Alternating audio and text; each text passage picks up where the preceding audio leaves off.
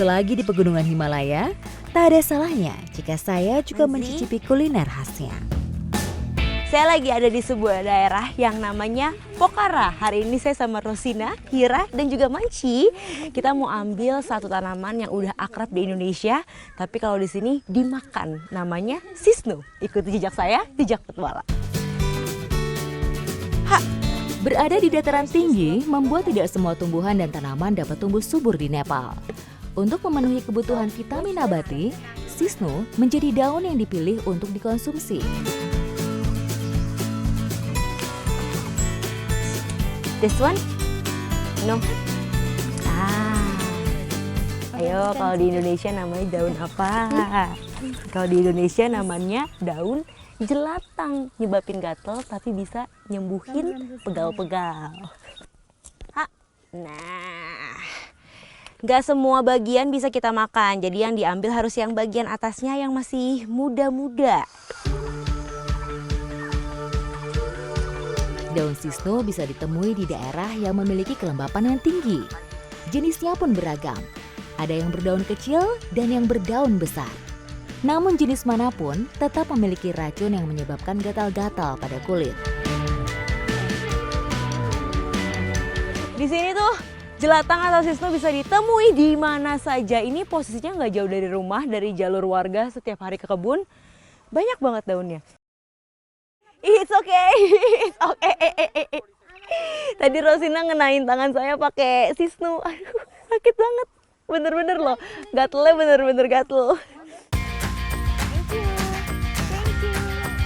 Di Nepal, Tosiciodendrons radicans ini sudah menjadi makanan tradisional yang masih dikonsumsi hingga saat ini.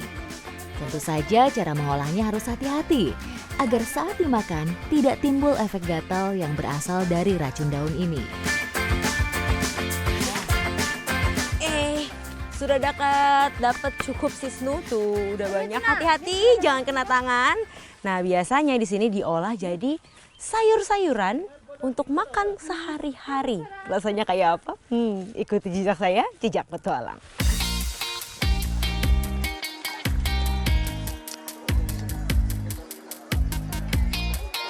Oke. Nah, ini tempat masyarakat Nepal yang masih tradisional biasanya masak. Ini dapurnya mereka. Namanya Chulo, Hira. Iya, Chulo.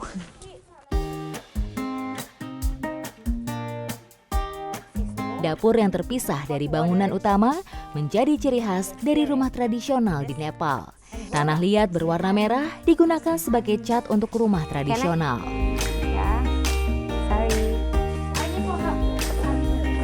Sisnu ini kan nggak bisa langsung dipegang karena dia gatal sekali, jadi nggak bisa kita nyuci, ngebersihinnya pakai air. Nah, di sini ngebersihin sisnu dari segala macam serangga itu pakainya tepung.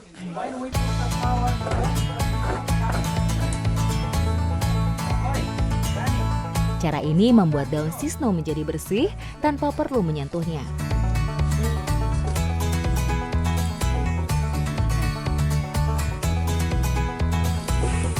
Oke, ternyata cara ngaduk yang seperti ini itu salah, harus seperti ini. Jadi daunnya ngumpul di tengah, terus pecah. Aduk lagi, ngumpul di tengah, tuh, terus pecah.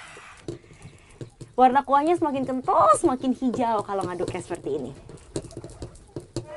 Sisnu ini baru dianggap matang kalau dia udah benar-benar kental sekali. Kayak bubur ketan hitam gitu getalnya. Makanya tadi waktu diaduk pakai ini agak susah.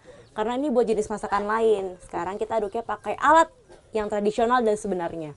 Dari batang bambu.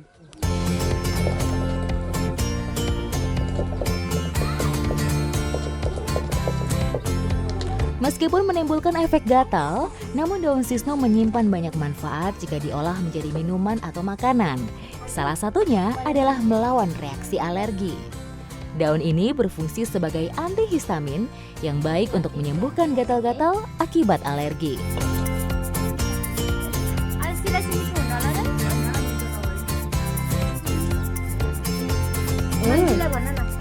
Rasanya nggak seperti bayangan saya. Di bayangan saya tuh udah pahit, terus aneh, terus gatel di lidah. Ini nggak gatel sama sekali. Rasanya persis kayak bubur ayam, tapi nggak ada ayamnya. Jadi bubur ayam yang plain. Kentalnya, angetnya. 个进屋。